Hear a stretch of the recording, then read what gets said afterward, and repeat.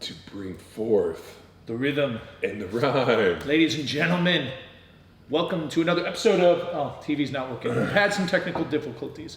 Sipping Brew with the crew. Here we are. That's right, ladies and gentlemen. It is time for another fun-filled, 52 minutes max, 10 minutes. We're letting you in on a little behind-the-scenes look of tradition before the 6 a.m. training.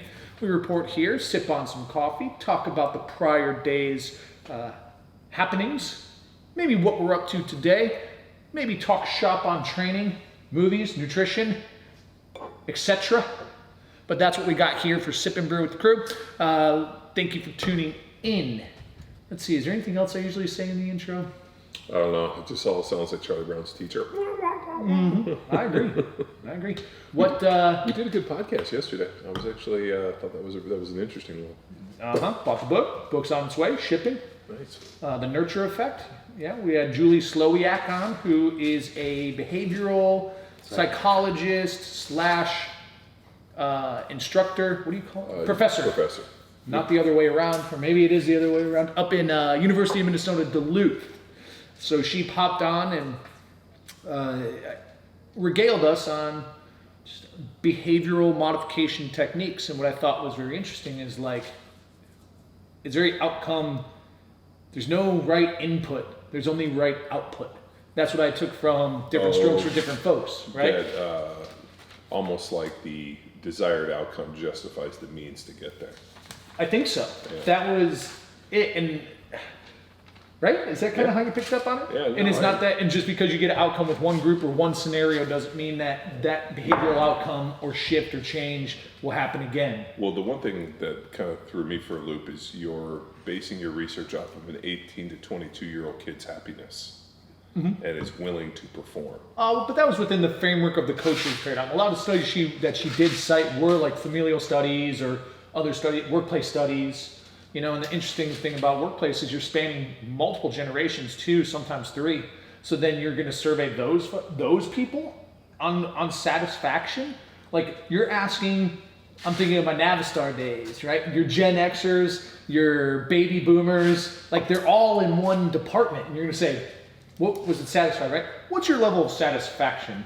And you're all on the same team. So you got to like as a manager, you're trying to create an environment where these 3 generations thrive, and they're just like old bastards, and they're like, God damn kids. Yeah.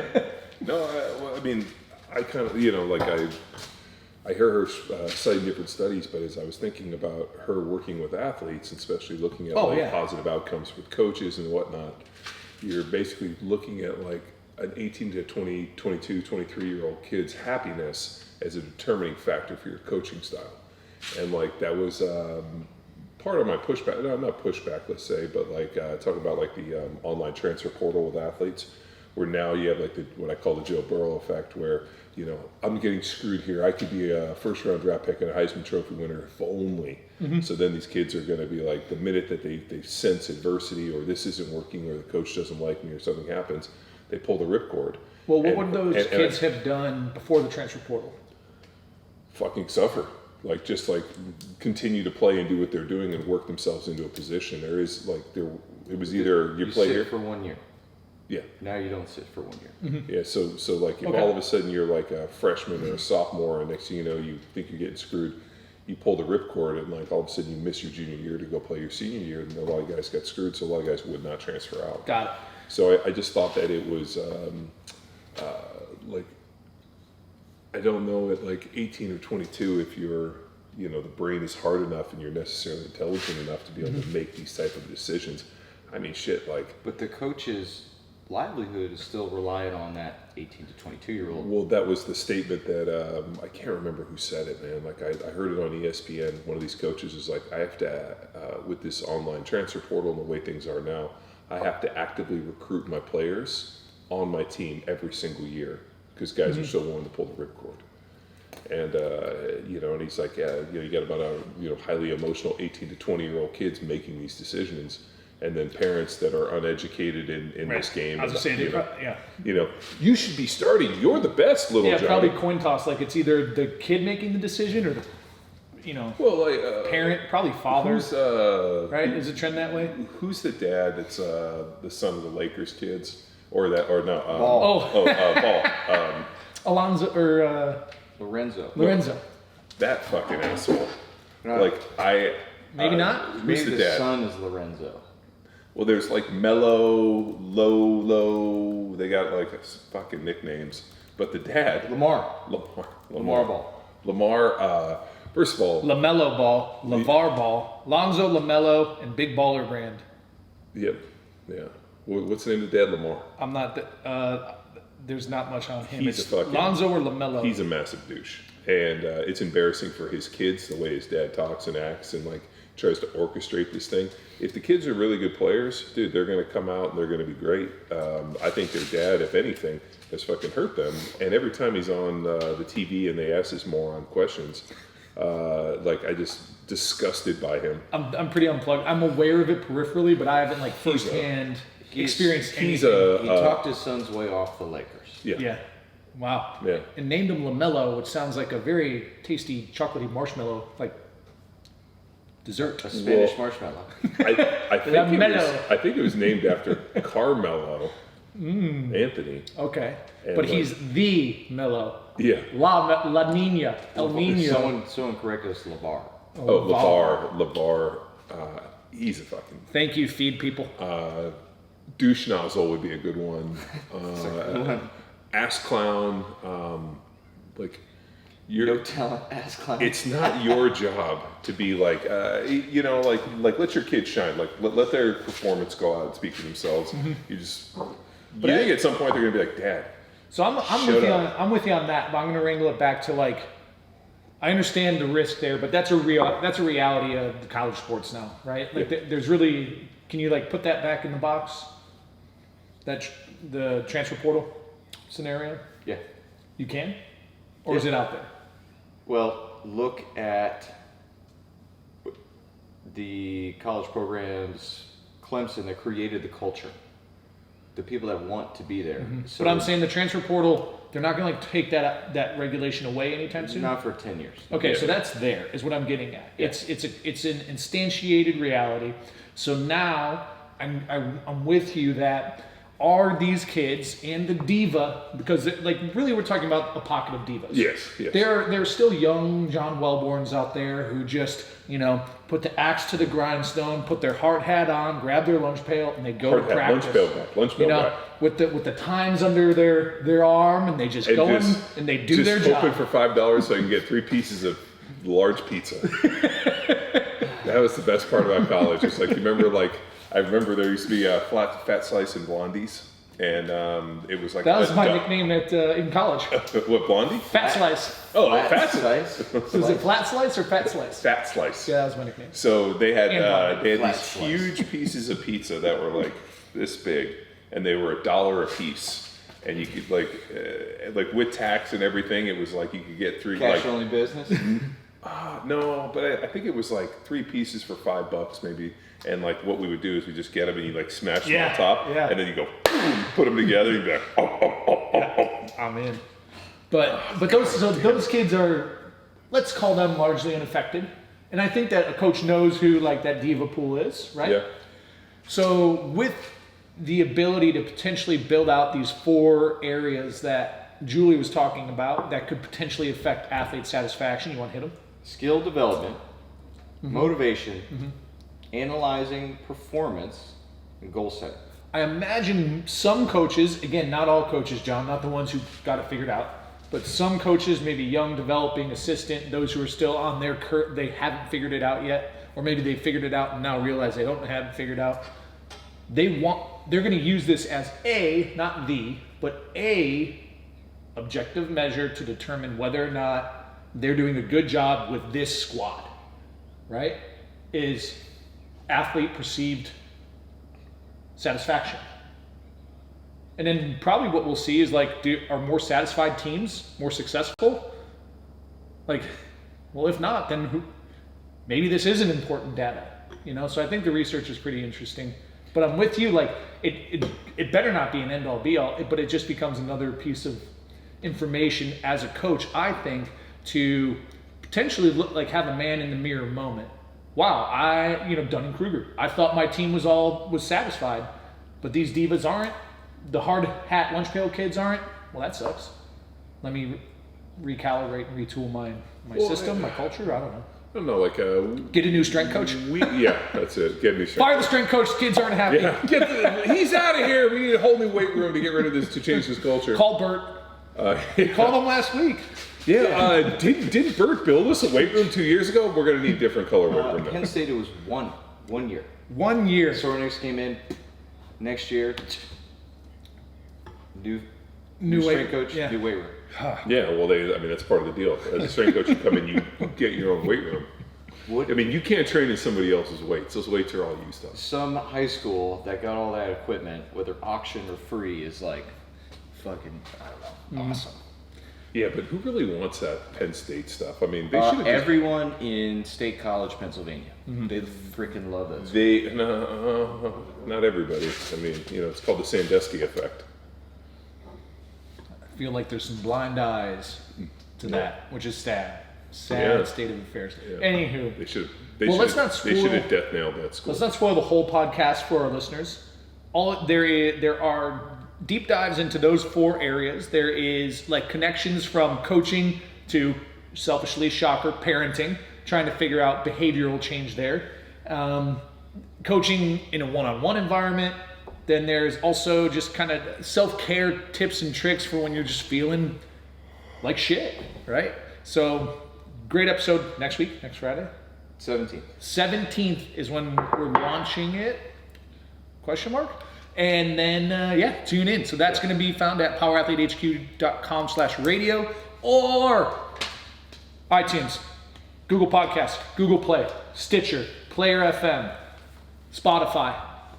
Does anyone use Player FM? Like, is that a thing? I don't even know what that is. I don't even know what that is. That's what I don't know. Well, somebody probably sent us some like uber cunty email like, how come you guys aren't on Player FM? And we're like, okay. I guess we're on Player FM. Yeah, now. Luke's like, oh, well, sorry for the inconvenience. Mm-hmm. Mm-hmm. It was TC's mom. We'll see if TC watches. Shit. Hang on.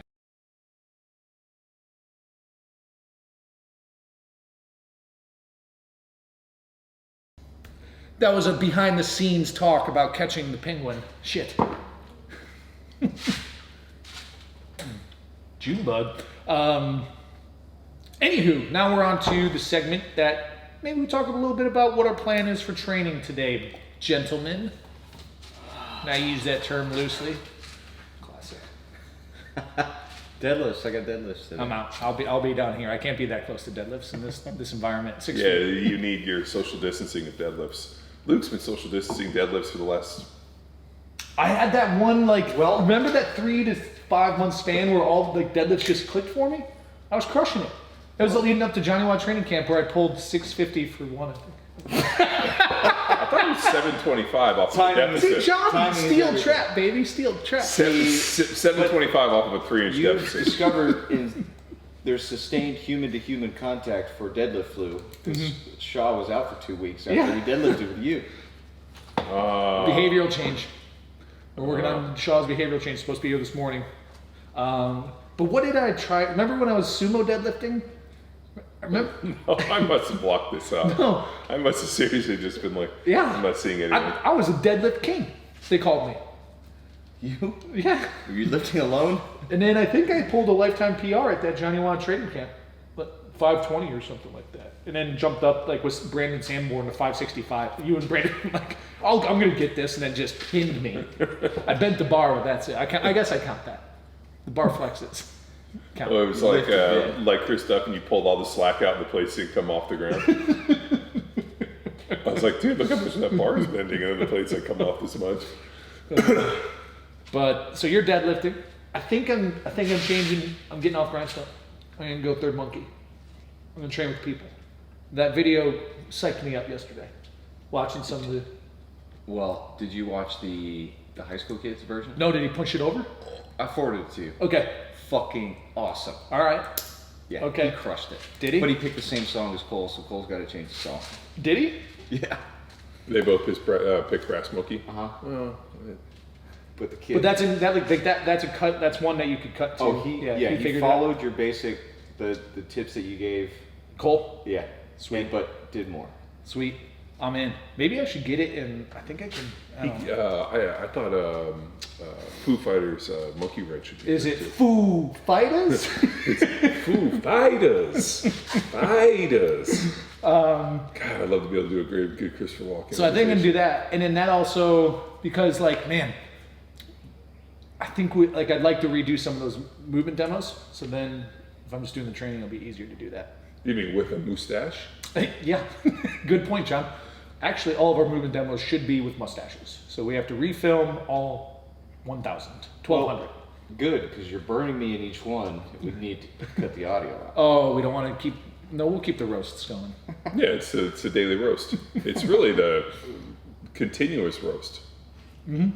We call it slow cooking.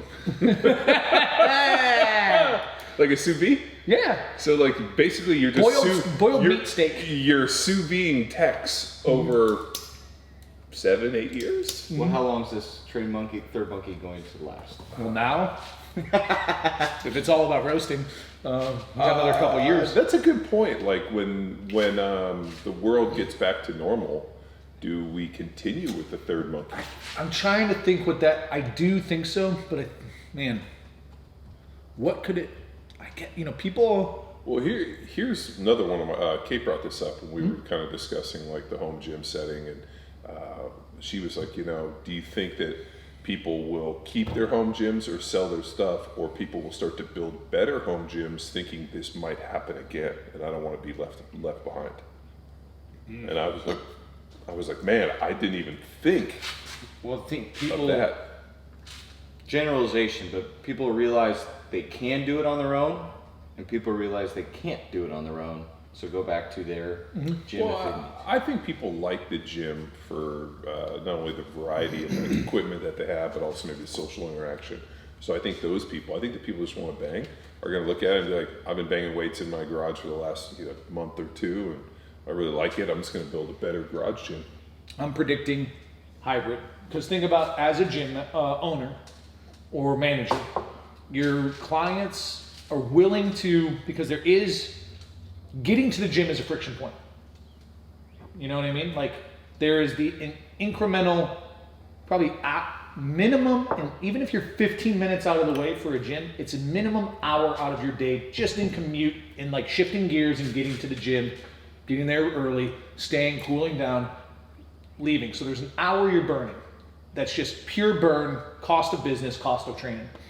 So people only come 3 or 4 days a week, maybe 2 days a week. When I trained at Gold's Gym, and I went in the morning, majority of people showed up with their work clothes, trained, take a shower, got ready, and went right to work. Mm-hmm. But yes, and I'm thinking more like CrossFit, like group classes. Then that's a good point, John. So let's say group classes, business, because you're coming there to get coaching. So I would imagine there, and that dynamic, that customer base, realistically is going to be a hybrid. There's going to be a very strong desire for, I would say, at least 50% of the people who attend a group class, when they can't come to the gym, now that they have their home gym set up, they'd probably be willing to do a workout at home, right? Like imagine first thing in the morning, those guys, instead of, or let's say you go to the 6 a.m. class at a gym without a shower, Yep. You have to go boom, and then you have to come home, and then you have to go. Maybe you want to get to work 30 minutes early. Well, you might just do whatever the home training is. Now that all the micro gyms are tooled up to do a remote training, whether they're using Train Heroic to deliver their programming to their athletes for a home gym setup that they've built out, let's say it's cinder blocks or whatever, then they can just hit that 30-minute burner, 45-minute burner at home, shower, and they get into work 45 minutes early. Well, and I think what will also happen is you're going to see this kind of like redistribution of gear, because you're going to have people that as soon as this is done are going to sell their gear off. So then you're going to have a bunch of people that kind of like the garage gym setting. They're like, well, shit, all this gym is out, all this gear is out here. I'll just build a better gym. And it's like I think we're going to have what I've always said is I don't think the micro gym is going away, but I think the people that decide not to run the micro gym anymore aren't going to just fire sale their equipment. They're going to drag it home. They're going to put it in their garages. And I think what we're seeing is kind of a redistribution of this, where people are going to have a home gym setup and going to be looking for, just the ease and the fact that we look at these videos and these dudes are like training in their front yard and like doing it. I love it. Yeah. I think it's incredible because those are our people. I mean, the people that go to Gold's Gym are probably a very, very small demographic with our customer. Yeah, Like higher that on Jack Street, less on like Grindstone and. But that big commercial Globo gym. Yeah. But 20% maybe. yeah. There's also the city to take into consideration. Like Houston, so spread out, you have to drive to the gym, home gym. DC, New York. Oh, you're just walking to your. You don't own a car. You walk to your gym, so that's. Yeah. I won't say go away, but then also city and landscape something to take into consideration. Yeah, totally.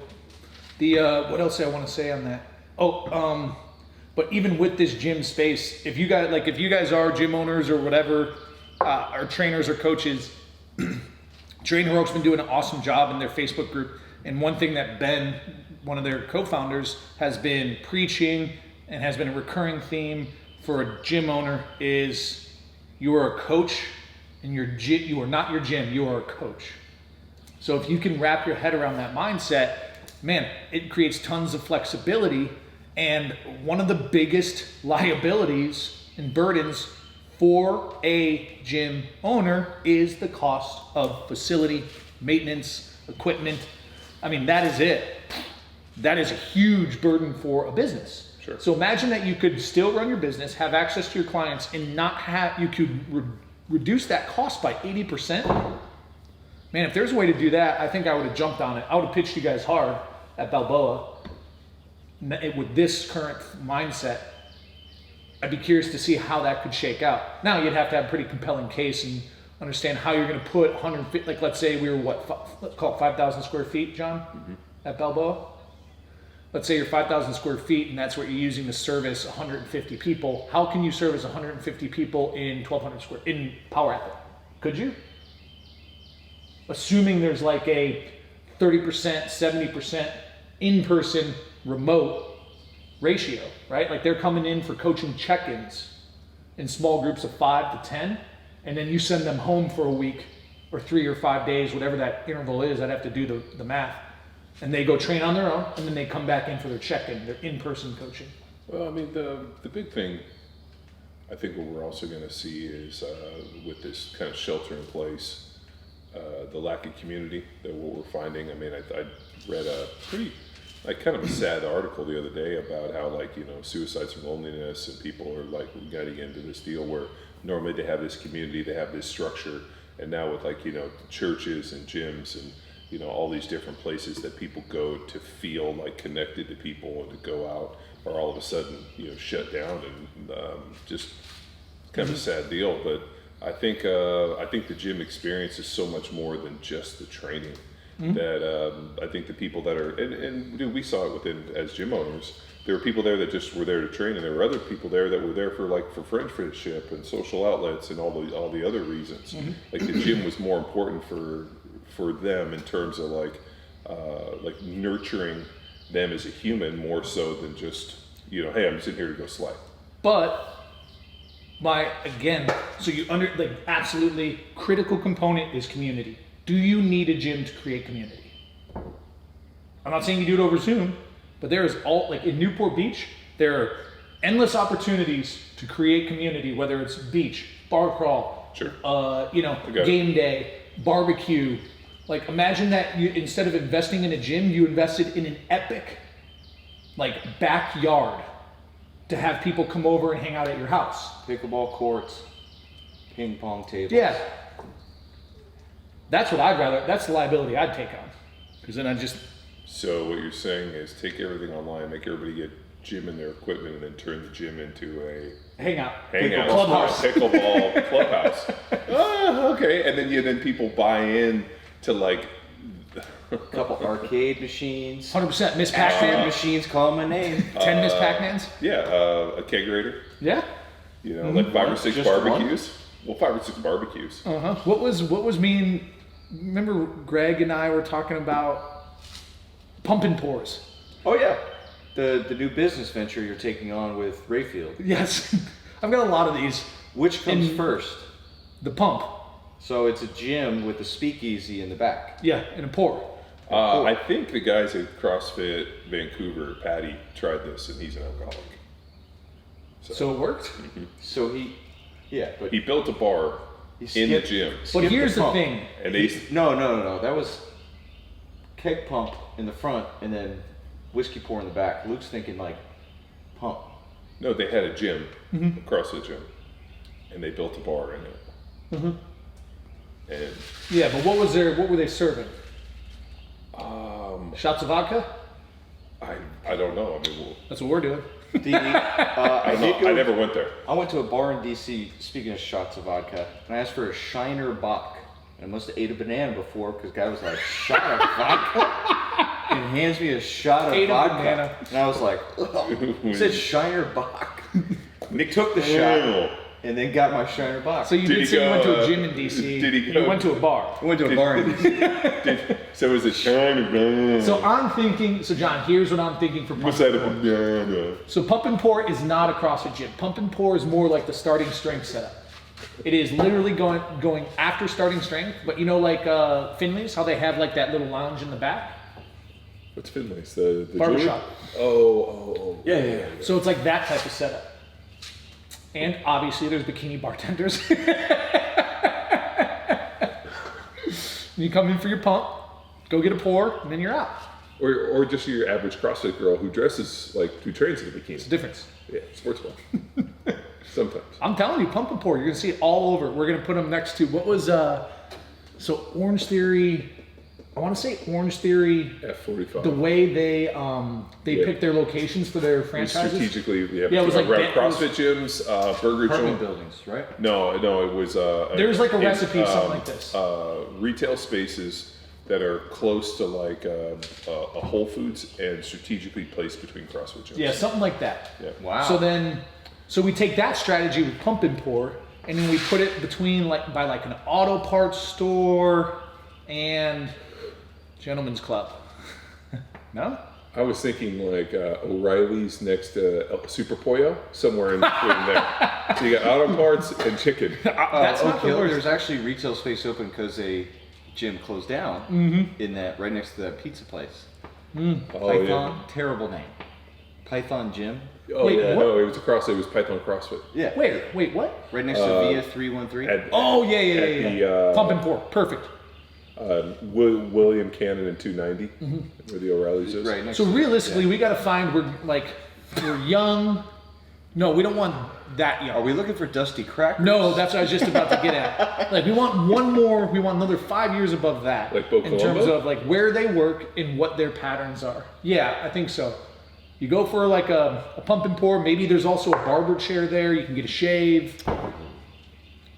And realistically, every day. What about shoe shine? Did you get a shoe shine? Yeah, dude. I'm telling you, it's like an airport. You need whatever you want. You drink whatever Snacks. you want. Eat whatever you want. Or Judgment free. No Airport frisk. rules. No pat downs unless you pay. Airport rules, like you can have order a drink at 8 a.m. and nobody looks at you crazy, that kind of deal. I've never, because in Texas you can't buy beer until noon. Sunday, can I go to the airport and do that? I've never tried.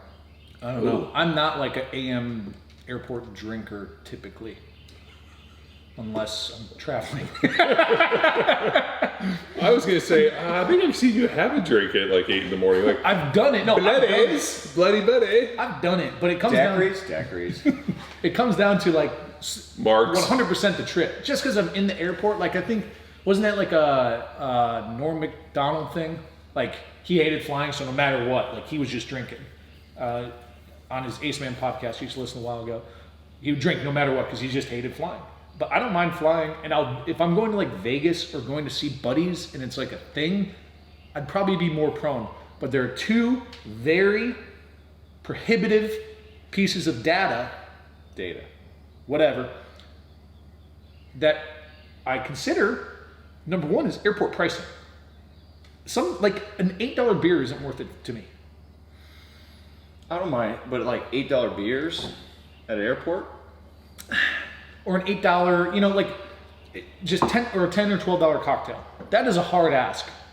right? That's too much. Number 2 is like, and this is douchey, I get it, but then it's like, okay, are these calories worth it?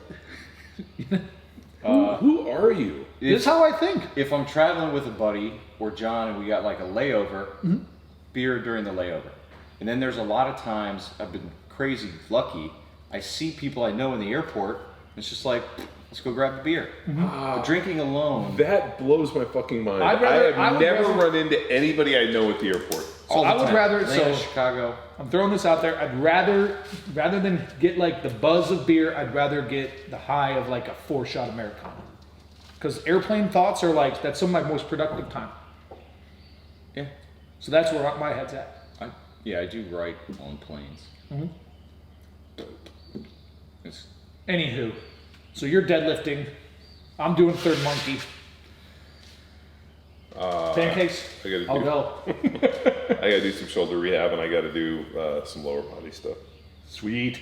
And ladies and gentlemen, if you don't have a training plan and you want to train with me, head to powerathletehq.com/COVID. That is our free daily training program called Third Monkey. We email you the day's workouts each day, hits your inbox, movement demos, instructional narratives, sets and reps, everything you need to thrive in your little 8-foot by 8-foot training blocks, air radius that you could set up. And we write everything so that you can complete it with a few cinder blocks, a 5-gallon bucket, and like heavy bag of concrete or something. Within an hour. Within an hour, great point.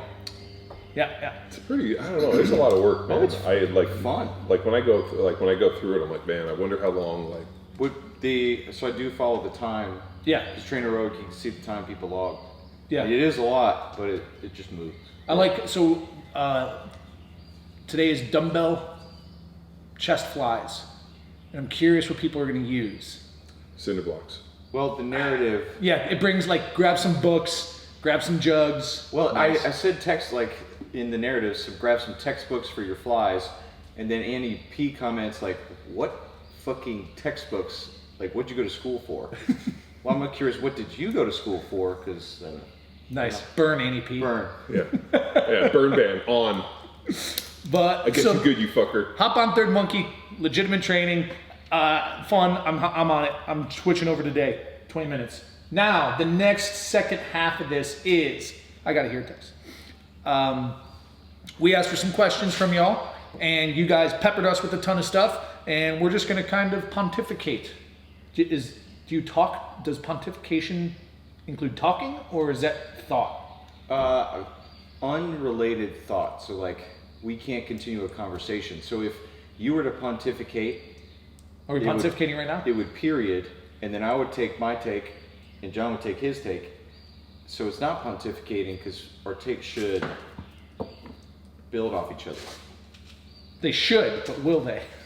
Now they won't.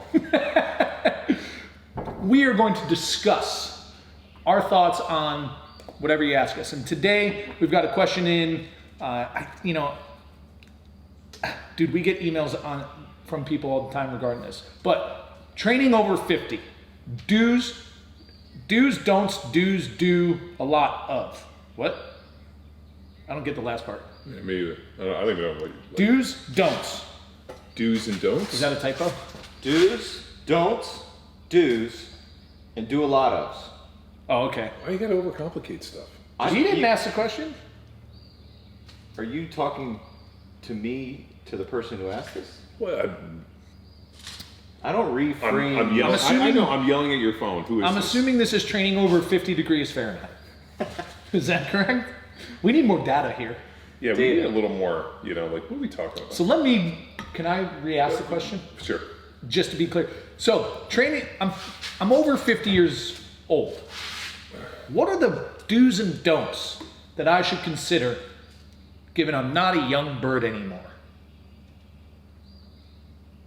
And what should I do a lot of?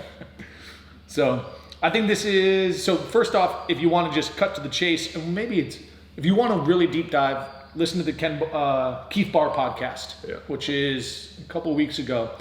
He talks about it, but I think the biggest thing here is The reason you're training is to get results. So, and training doesn't make you better, recovery makes you better. So number one, let's throw out there is like, obey the anabolic window theory, which means it's not a theory. Concept. It's more of a principle. Principle. Yeah. Well, it was a theory until Keith Barr kind of put a stake in the ground, because I'd always heard people argue about the anabolic window. Most recently, I can think of Steve Platek telling me that he thought it was bullshit, and he thought that cortisol release had some form of anabolic properties associated with it. After I did a little bit of a deep dive, I realized he was pretty off base. But that's a valid thought that, you know, intelligent people still look at it and think, hey, you know what, this anabolic window is kind of bunk. And the reason being was the research was done on elderly people. So break it down real quick. What is the anabolic window? So after you train, you break down muscles, and you are hoping, or you put yourself into a situation where now I'm in recovery, hoping for protein synthesis, and you have to have a high protein meal post workout. And there was always this kind of bro science that there was this like critical anabolic window of somewhere between 30 to 120 minutes post workout where you like had to consume a high protein meal to effectively put on muscle. Right. And it's been kind of like the bro Bible, kind of, the do for a long, long time. And then people started pushing back and like, is this really a thing? And like if you read, like there's a lot of anecdotal stuff, and then Keith Barr got on the podcast and talked about the research that they had done on the anabolic window was actually with elderly patients, where there was a very, very short window that they had, which I guess would indicate there was a meaningful anabolic window. Right. So that I think he said it was within 60 minutes of working out. If elderly people consume a high protein meal, it helps and assists with protein synthesis. But they found for younger, healthy individuals, 18 to plus year olds, that protein synthesis and the anabolic window was 24 to 48 hours. So as you age, and his contention was as you age, an anabolic window becomes very, very important. And he thought that might be a contributing factor to why older people tend to lose muscle much more rapidly than young people. The other key factor is the one thing that happens that we really notice with a lot of people as they start to age is they drop intensity. So no longer do the weights become heavy, and it becomes kind of this lighter maintenance volume type stuff. And the problem is it's extremely difficult to build muscle in that environment. We know that muscle's not built like that. But you're not even necessarily, maybe you could build, but it's mostly about combating sarcopenia, right? Or muscle loss. But function. He did say that elderly people can put on muscle. That's right. If they adhere to the anabolic window and they train properly with a mix of volume and intensity. So another theory that, and I forget if you brought this up with Keith, but did you talk about carbohydrate and insulin sensitivity with him as you age? What did he land on anything with that? What we talked about is as people age, they tend to lose insulin sensitivity. There's a couple key factors, and we discussed it, is muscle is extremely insulin sensitive. So as people age and they gain more body fat, and body fat being oxidative, now all of a sudden you have this kind of here's my body fat, or here's my muscle, here's my body fat. And then we see this tipping. Now all of a sudden more fat, more oxidative, and then also less muscle, less chance for insulin sensitivity. Right. So those two factors are kind of compounding, and that's why for older athletes, if they adhere to the anabolic window and they continue to train with intensity and keep pushing the muscle, and then also doing things to minimize body fat. And what's important, I'm going to jump in, John. Intensity, when we talk within this paradigm, is maximal loads or stress it's a for percentage less of, efforts. It's reps. There's an inverse relationship between volume and intensity. When volume is super high, intensity has to be low, and we don't use CrossFit kind of fucked this whole thing up when they started using the term intensity as it relates to emotional response and how hard you went, almost like an RPE, effort. So they were quantifying intensity as effort when effort is assumed and intensity is relative to the percentage of 1RM that you lifted. High intensity workout for us would be something over 85, 90%, 92.5% of a percentage of 1RM.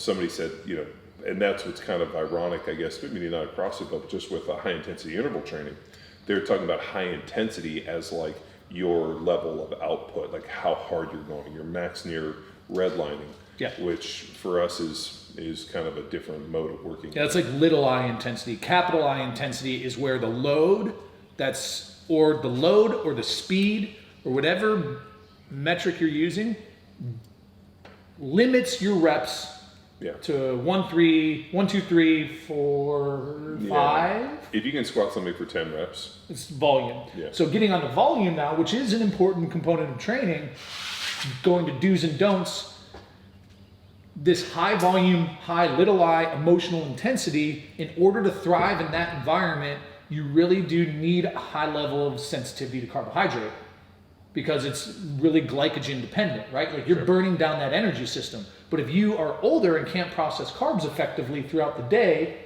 then ultimately you're digging yourself into an unrecoverable state. And you're going to be constantly catabolic, which means you're not going to be able to recover from it and you're going to feel like shit. So this gets into where I wanted to lead in with this question. If I had a dime for the number of emails we get a week from dudes who are like, I'm over 40, I'm over 50, I've been hybriding SEAL Fit with triathlon training. With triathlon training with and CrossFit 7 days a week. No, like comp WOD or comp train. And like I just, I'm feeling a little burnt down, but I really respond well to volume. Well, what's really what weird, program of yours should I follow? What's really weird, and I'm like, our program is called Danger WOD, and but you forgot the caveat usually is, and I haven't had an erection in 2 years, and my nickname now is Unit. And I just can't get rid of this belly fat. And I'm angry. Can't sleep. And what's odd is this pattern of behavior has probably been, let's say they come in 42, 45. I feel like we curb stomped the secret squirrel. It is, but there's a new era, John. There's a new era because they're coming to us. And what is like they cannot flip is that the switch they should have flipped probably in their late 30s. And this is something that Ben Skutnik and I talk about is like your volume is not your friend. You need to go you need to approach volume like a pretty girl, I guess. Probably like a mediocre pretty girl. Not like a deadlift, but a little more frequent than that. When I was on the podcast with the Jim Steele, they were asking me about when I went and played in Philly, was the training different? And I was like, yeah, it was high intensity HIIT style training on a machine. And, as they were kind of talking a little bit about it, I knew who Mike Metzer was, and I also, was a big Dorian Yates fan who used kind of a one set to failure, max intensity type stuff. Right. And the analogy that I gave them, which I don't know if they understood or not, was I felt like when I actually saw the Blood and Guts VHS of Dorian Yates training and actually looked at his training, it reminded me of like he had like, let's say 10 or 12 sets on the bottom side. So he was getting all of his volume on the bottom side of that. He would get up to like one maximal set. Yeah. And then he would hit that for like fucking max reps with a insane poundage. And so my analogy I always thought is like all those other sets are just dragging the dynamite over, and that final set is like him striking the anvil to blow the dynamite up.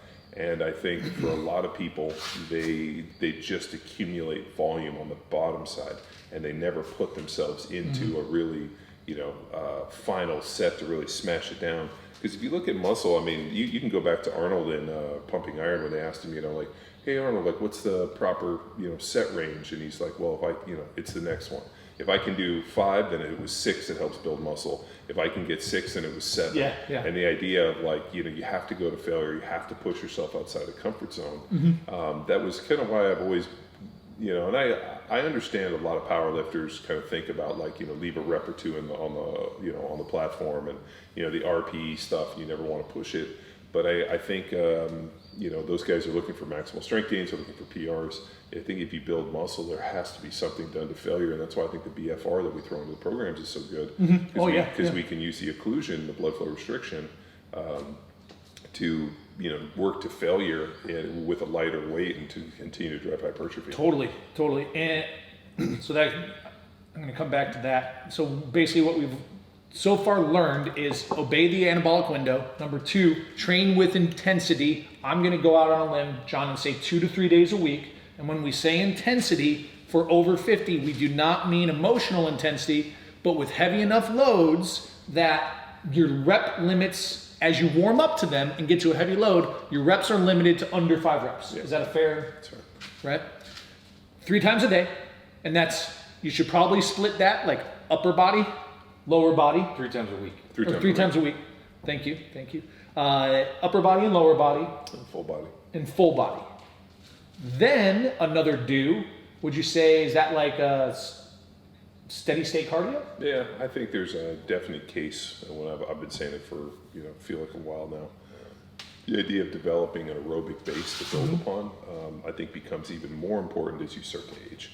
I don't know if I'm going to harp on building a big aerobic base for like a younger athlete, just because I think when you're young, so many things are working in your favor. Yeah. And then as you start to age, you have so many things working to your detriment, that building that big aerobic base is extremely helpful, not only for insulin sensitivity, mitochondrial density, like we talked about earlier, but just really building that big aerobic base. And like the problem is when you think about aerobic base, like, what do people like what insulin comes into their mind?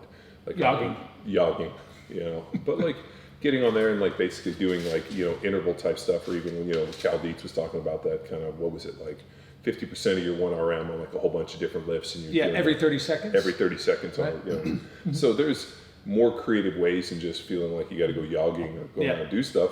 But I mean, just, being able to hike, being able to move, getting out in nature, I think really has a very good effect. I think if the extent of your training experience looks like just in the gym, where I never do anything outside, and go here, and you got to get outside, you got to go do some stuff. I mean, they've pretty extensive like proof that being out in nature and just being able to move outside and be able to do some stuff for the aerobic base, whether it's just hike for 30 or 40 minutes, take your dog for a walk, is extremely beneficial. And then I'm with you on that. And like what a valuable tool there that is super affordable is get a heart rate strap, or like, I guess the gold standard is the Oura Ring, right? You just push that out, and that's like that's unsolicited or unmonetized. But I'm a big Oura Ring fan. Pinkies are the best. The problem is, they're too small, so that's why Tex wears his toe ring. Yes, it looks great. Well, I wear it around in my 5 finger shoes, so I don't know if it's as accurate. Interesting. I saw yesterday Harpet forwarded me a deal where they are looking at the Oura Ring as a way to assess COVID-19 symptoms. So like changes in body temperature and this. And so they just funded a research deal where now early detection through the Oura Ring can like all of a sudden, hey, we're seeing this is what's happening metabolically. So can we observe these through like a collection deal? So then somebody could potentially wear a ring and then see if they have symptoms based off of that ring, which I was like, man, that's pretty heady stuff. Because we're like 5 minutes. So but monitoring heart rate is a good way. It's a good tool to determine if you're aerobically training, and it's super cheap and effective. So that way, if you are on, let's say, a walk or a hike, you can not confuse that activity for achievement. You can make sure you're in the correct heart rate range to help with building that aerobic base. And then another tool to invest in and information to research is blood flow restriction training, right? And this would be on your accessory days, which is if you're in the gym, besides these 2 to 3 intensity days, or even on those days, if you're doing like classic bodybuilding as your accessory, I'd say is like the safest bet for over 50. These are great. That's a great time to throw in the blood flow restricted training using straps or cuffs. We have tons of information on that on the blog as well. And then the final thing, McQuilkin, I think, how do I want to phrase this? We have 7 primal movement patterns that make up all human movement.